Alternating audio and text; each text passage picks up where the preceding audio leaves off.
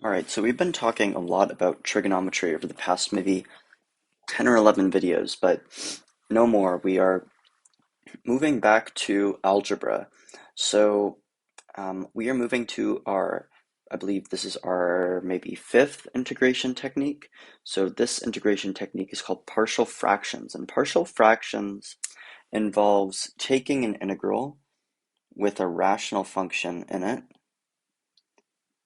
let's say a over b dx, and turning it into tons of integrals of little a over little b sub 1 dx.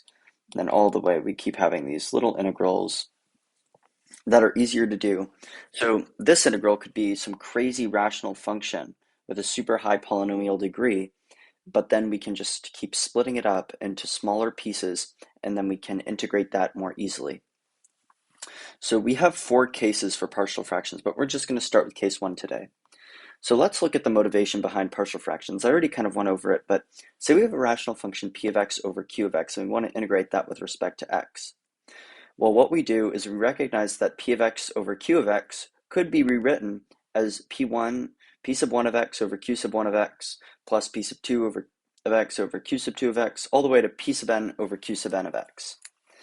And this is kind of analogous. If you haven't learned partial fractions in the algebraic sense before, that's okay.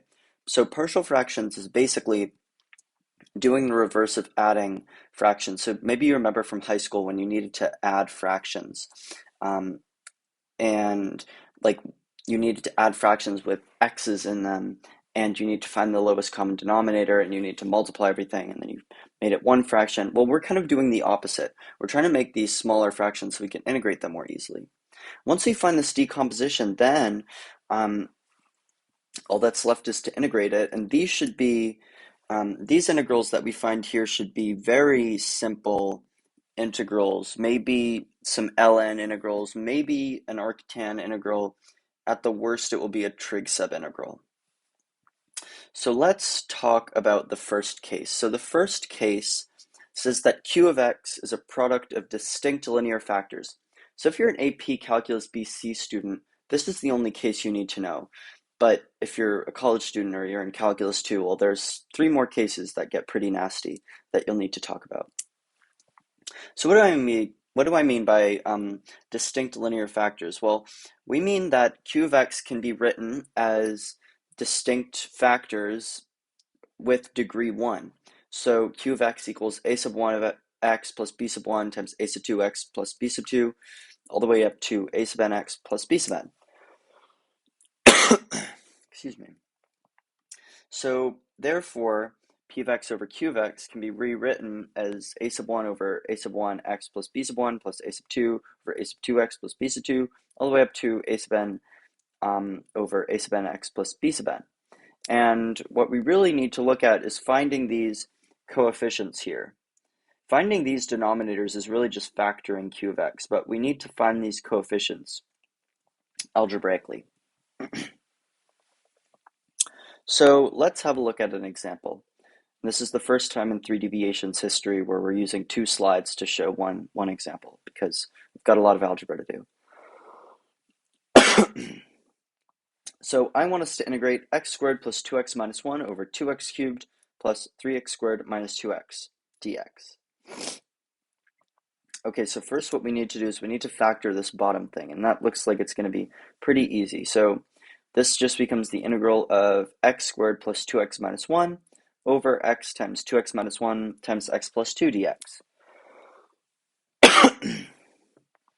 So now what we need to do is we need to get rid of all this calculus stuff. We don't want to think about it for a while. Now we're going to just do this algebra.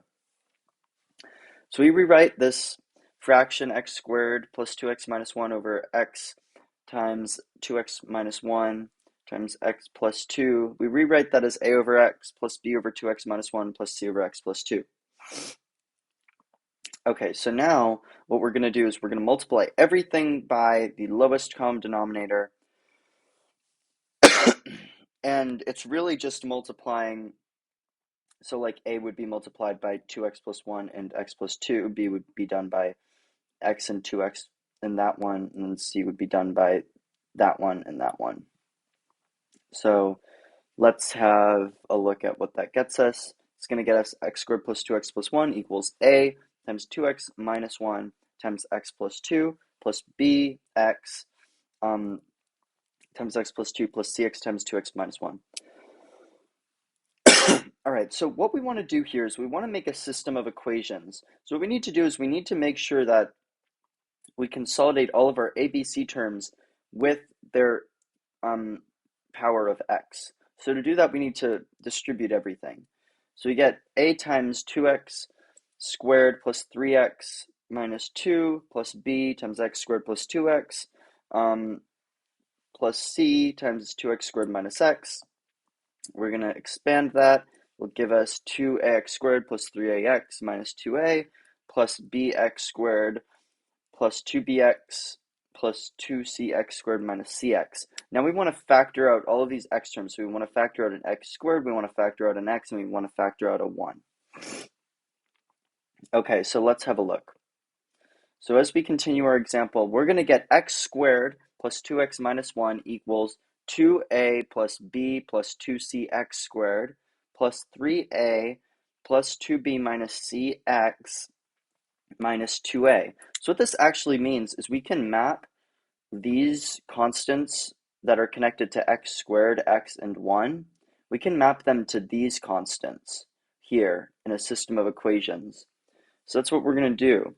So we're going to do the x squared terms first, and this could really be written as a 1 here for convenience.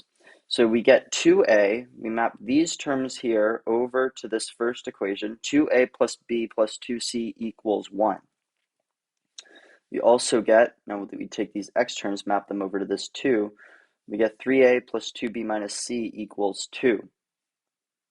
And then, finally, we get negative 2a is equal to negative 1. So, I'm not going to do all of this algebra out, but you can find that you can find a is equal to 1/2, and then you can solve it like a dual system of equations like you would in Algebra 1. And that's pretty trivial. You get a equals 1/2, b equals 1/5, and c equals negative 1/10.